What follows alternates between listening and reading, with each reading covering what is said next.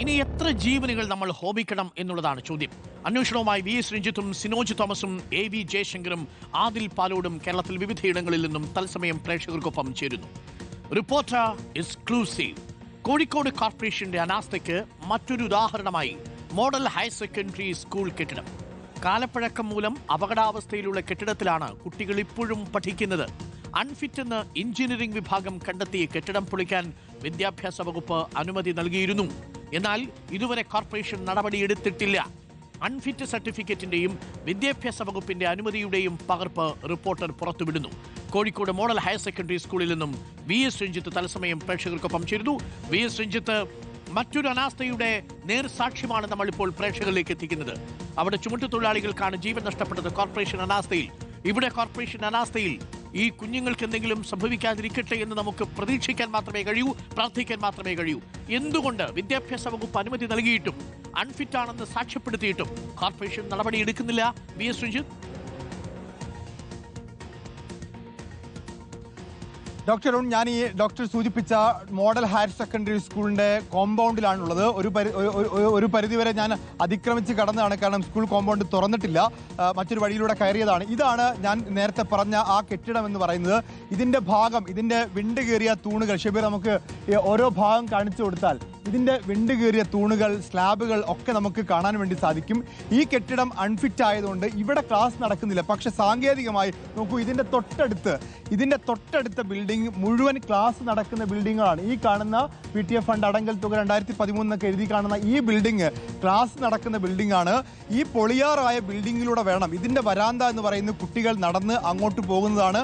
ആ ബിൽഡിങ്ങിൽ നിന്ന്, അതായത് ഇപ്പോൾ ക്ലാസ് നടക്കുന്ന ബിൽഡിങ്ങിൽ നിന്ന് കുട്ടികൾ യഥേഷ്ടം ഈ ബിൽഡിങ്ങിലേക്ക് വരാനുള്ള ഒരു തടസ്സവുമില്ല. കാരണം രണ്ട് കെട്ടിടങ്ങളും ഒരുപോലെ ചേർത്ത് വെച്ചാണ് നിർമ്മിച്ചിരിക്കുന്നത്. അതുകൊണ്ട് ആ കെട്ടിടത്തിൽ ക്ലാസ് നടക്കുമ്പോഴെല്ലാം കുട്ടികൾ പൂർണ്ണമായും ഉണ്ടാവുകയും ഇന്റർവെൽ സമയത്ത് പൂർണ്ണമായി നിൽക്കുകയും ചെയ്യുന്ന കെട്ടിടമാണ് ഈ കെട്ടിടം എന്ന് പറയുന്നത്. ഇത് 2025 ജൂൺ മാസത്തിൽ തന്നെ കെട്ടിടത്തിന്റെ ഈ കോർപ്പറേഷന്റെ എഞ്ചിനീയറിംഗ് വിഭാഗം ഈ കെട്ടിടം അൺഫിറ്റ് ആണ്, ഇവിടെ ക്ലാസ് നടത്താൻ പറ്റില്ല എന്ന് കണ്ടെത്തിയിട്ടുള്ളതാണ്. അങ്ങനെ കണ്ടെത്തി കുട്ടികൾ ഇവിടേക്ക് പ്രവേശിക്കരുത് എന്ന് പറയുന്ന ബോർഡ് ടൗൺ പോലീസ് ഇവിടെ വെച്ചിട്ടുണ്ട്. നമുക്ക് ഈ ഭാഗത്തേക്ക് പോയി കഴിഞ്ഞാൽ ആ ബോർഡ് കാണാൻ വേണ്ടി സാധിക്കും. ഇവിടെ ആ ബോർഡ് ഇവിടെ പ്രദർശിപ്പിച്ച ബോർഡ് നോക്കൂ. കെട്ടിടത്തിന്റെ കാലപ്പഴക്കം കാരണം അപകടാവസ്ഥയിലായതിനാൽ പ്രവേശനം നിരോധിച്ചിരിക്കുന്നു. എവിടേക്കാണ് പ്രവേശനം നിരോധിച്ചത്? ഇതുവഴിയാണ് കുട്ടികൾ കടന്നു പോകുന്നത്. ഈ ബിൽഡിംഗ് വഴി കുട്ടികൾ കടന്ന് അടുത്ത ബിൽഡിങ്ങിലേക്ക് പോകുന്നു, അവിടെ ക്യാൻറ്റീൻ പോലുള്ള പ്രവർത്തിക്കുന്ന ഭാഗത്തേക്ക് പോകുന്നു. ഇത് തകർന്നു വീണാൽ ഇതിന്റെ കെട്ടിടങ്ങൾ നോക്കൂ, ഈ ഭാഗത്തൊക്കെ കുട്ടികൾ ഇരിക്കുന്നതിൻ്റെ ഒക്കെ നമുക്കിവിടെ നോക്കിയതാ, ഈ കുട്ടികളുടെ പുസ്തകമൊക്കെ അവിടെ വെച്ചിട്ടുണ്ട്. ഇവിടെ കുട്ടികൾ ഇരിക്കുന്നതിൻ്റെ ഒക്കെ നമുക്ക് കാണാൻ പറ്റും. ഈ ഭാഗം മാത്രമാണ് ക്ലോസ് ചെയ്തിട്ടുള്ളത്. ഈ കെട്ടിടത്തിന്റെ മറുഭാഗത്ത് വേറൊരു കെട്ടിടം, ആ കെട്ടിടത്തിൽ ക്ലാസ് നടക്കുന്നു. ആ കെട്ടിടത്തിലൂടെ യഥേഷ്ടം ഇങ്ങോട്ട് വരാൻ പറ്റും. ഈ വരാന്തയിലൂടെ നടന്നാണ് കുട്ടികൾ ഈ ക്ലാസ് റൂമിലേക്ക്, അടുത്ത ക്ലാസ് റൂമിലേക്ക് പോകുന്നത്. എന്ന് പറഞ്ഞാൽ ഇങ്ങനെ എല്ലാ ഭിത്തികളും, ഈ ഇരുമ്പ് തൂണുകളൊക്കെ ഇരുമ്പ് കമ്പികളൊക്കെ പുറത്ത് കാണുന്ന വിധത്തിൽ അപകടാവസ്ഥയിലുള്ളൊരു കെട്ടിടം, അത് പൊളിച്ചു നീക്കാൻ വേണ്ടി കോർപ്പറേഷൻ തന്നെ അൺഫിറ്റാന്ന് രേഖപ്പെടുത്തുന്നു. വിദ്യാഭ്യാസ വകുപ്പ് പൊളിക്കാൻ അനുമതി കൊടുക്കുന്നു. എന്നിട്ടും അനുമതി കിട്ടിയിട്ടില്ല. ഈ കെട്ടിടം എന്ന് പറയുന്ന ക്ലാസ് നടക്കുന്നതാണ്. തൊട്ടടുത്തുള്ള ഈ കെട്ടിടം ക്ലാസ് നടക്കുന്നില്ല, പൊളിച്ചു മാറ്റാനുള്ളതാണ്. ഇത്ര വ്യത്യാസം മാത്രമേ ഉള്ളൂ. ഈ വ്യത്യാസത്തിൽ കുട്ടികൾ പഠിക്കുകയാണ്. അപ്പോ ഇത് പൊളിച്ചു മാറ്റാൻ എന്താണ് സാങ്കേതികമായ തടസ്സം? ഒരു പക്ഷേ ടെൻഡർ വിളിച്ചിട്ടില്ല. ഈ കെട്ടിടത്തിന്റെ അടിയിലേക്ക് പോകൂലേ അവര്? കളിക്കാനും വർത്താനം പറയാനും ഒക്കെ പോയി നിൽക്കുന്നതും ഈ കെട്ടിടത്തിന്റെ ഒക്കെ അടിയിലായിരിക്കില്ലേ? നമ്മുടെ ആ 4 ചുമട്ടുതൊഴിലാളികൾ ഇന്നലെ ഇരുന്നത് പോലെ. തീർച്ചയായിട്ടും നോക്കാറുണ്ട്. ഈ കെട്ടിടം ക്ലാസ് നടക്കുന്ന കെട്ടിടമാണ്. ഈ ഇപ്പുറത്ത് കാണുന്ന ഇതാണ് ക്ലാസ്, ഇതാണ് പൊളിയാറായി എന്ന് പറഞ്ഞ് കോർപ്പറേഷൻ അൺഫിറ്റ് രേഖപ്പെടുത്തിയ കെട്ടിടം.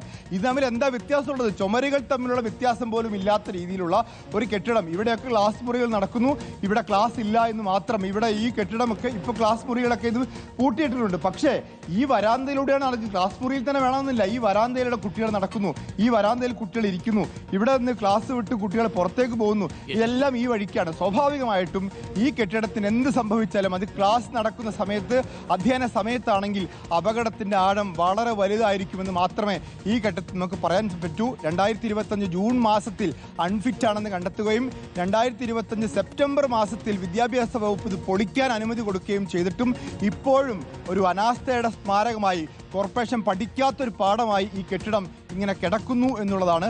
ഇതുപോലെ നിരവധി കെട്ടിടങ്ങൾ അൺഫിറ്റ് ആണെന്ന് കണ്ടെത്തിയിട്ടും അതിൽ പലതും വ്യാപാര സ്ഥാപനങ്ങളാണ്.